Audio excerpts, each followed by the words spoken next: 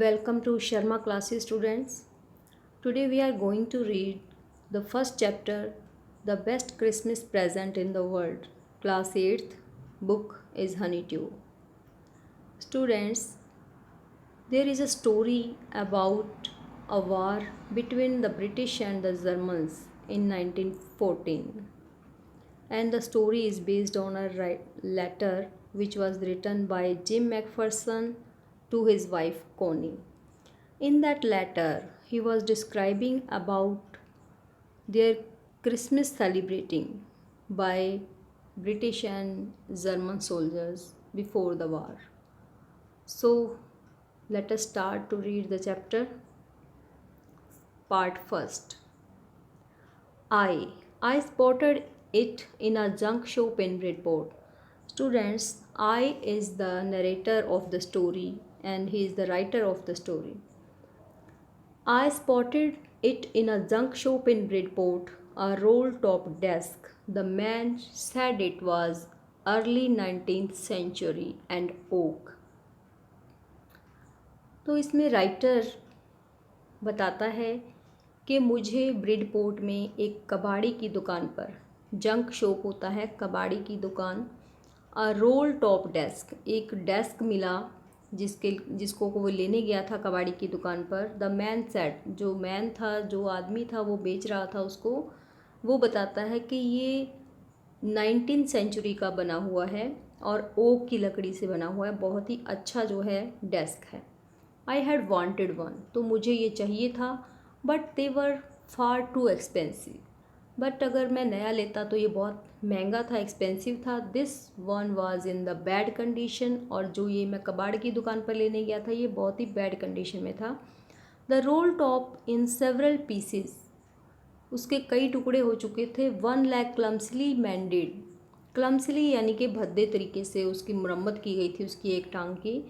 Scotch marks all down one side, उसके एक ओर तो जलने के निशान थे. स्कॉच मार्क्स यानी कि बर्न मार्क्स. देखिए स्टूडेंट्स, अगर आपके पास बुक है तो आप ये साइड में देखा करें, जो भी वर्ड मीनिंग्स हैं इनको एक्सप्लेन करके इनका मीनिंग बताया होता है आपको. स्पॉटेड इट का मतलब होता है फाउंड इट या फिर सॉ इट. स्पॉटेड जो वर्ड आया आपका, तो इसका मीनिंग है मिलना. स्कॉच मार्क्स का मतलब है बर्न मार्क्स यानी कि जलने के निशान. ठीक है, तो ये जला हुआ था, इस पर जलने के निशान थे. It was going for very little money, इसीलिए ये मुझे कम पैसों में मिल रहा था. I thought I could restore it, मैंने सोचा कि मैं इसकी मुरम्मत कर सकता हूँ. It would be a risk and challenge, तो ये एक खतरे भरा काम था और चैलेंज भी था मेरे लिए. But I had to have it, but मुझे ये लेना था. I paid the man and brought it back to my work room at the back of the garage, तो मैंने उस आदमी को पे किया उसका और उसे अपने घर ले आया. अपने घर के पीछे जो गैराज बना हुआ था अपनी कार्यशाला में, वर्क रूम जहाँ में मैं काम करता था, वहाँ उसको रख दिया. I begin work on it on Christmas eve, तो जब मैंने इस पर काम शुरू किया यानी कि इसकी मुरम्मत करने के लिए मैं गया, उस दिन भी क्रिसमस ईव थी यानी कि क्रिसमस का वो दिन था. I removed the roll top completely and pulled out the drawers, मैंने इसका रोल टॉप था जो ऊपर से पूरा उतारा और उसके जो सारे ड्रॉर थे वो मैंने बाहर खींच कर निकाले. The veneer had lifted almost everywhere. देखो विनीर जो वर्ड आया है, एक विनीर क्या होता है? विनीर का मतलब होता है, इधर बताया हुआ है हमें एक्सप्लेन करके कि क्या होता है veneer. A thin layer of plastic और decorative wood on furniture of cheap wood, यानी कि एक ऐसी पतली लेयर होती है प्लास्टिक की जो कि आपने देखी होगी टेबल पर, लकड़ी के टेबल पर कई बार सनमाइका के ऊपर होती है जो प्लास्टिक की लेयर, उसको कहते हैं विनीर. तो जो टेबल के ऊपर ये विनीर थी वो ऑलमोस्ट उतरी हुई थी यहाँ वहाँ से, यानी कि वो अच्छी कंडीशन में नहीं था वो table. It looked like water damage to me, तो ये लग रहा था उसको देखकर इसको पानी से भी डैमेज हुआ है, यानी कि पानी ने भी इसका नुकसान किया है. Taken their toll on damaged, stuck fast, ये अभी आगे आएगा word. Both fire and water had clearly taken their toll on this desk, तो इस डेस्क को आग और पानी दोनों ने ही डैमेज किया था। टेकन देयर टोल ऑन का मतलब देखो यहाँ पे क्या है, इस फ्रेज़ का मतलब क्या है, टेकन देयर टोल, डैमेज्ड, यहाँ पे इसका मतलब है डैमेज होना, यानी कि उसको नुकसान किस चीज़ से पहुँचा था, पानी और आग से। The last drawer was stuck fast, तो जो इसका लास्ट ड्रॉर था वो अटका हुआ था। I tried all I could to ease it out gently, मैंने इसे आराम से निकालने की बहुत कोशिश की। In the end I used brute force, लेकिन अंत में मुझे अपनी ताकत दिखानी पड़ी, brute force. I stuck it sharply with the side of my fist and the drawer flew open to reveal a shallow space underneath, a secret drawer। तो जैसे ही मैंने अपनी मुट्ठी से ताकत के साथ उस ड्रॉर को बाहर निकाला तो इसमें एक सीक्रेट ड्रॉर मुझे नज़र आया। देखिए ये नीचे पिक्चर में दिखाया हुआ है कि इसको नीचे वाले ड्रॉर में एक सीक्रेट ड्रॉर भी दिखाई दे रहा है। सो वो देखता है उसमें क्या है। There was something in there, उसमें कुछ पड़ा हुआ था। I reached in and took out a small box, tin box, एक छोटा लोहे का बॉक्स मुझे वहाँ पे मिला काले रंग का। Sellotaped to the top of it was a piece of lined note paper, तो इसके ऊपर एक सैलो टेप से एक कागज़ का टुकड़ा चिपकाया हुआ था।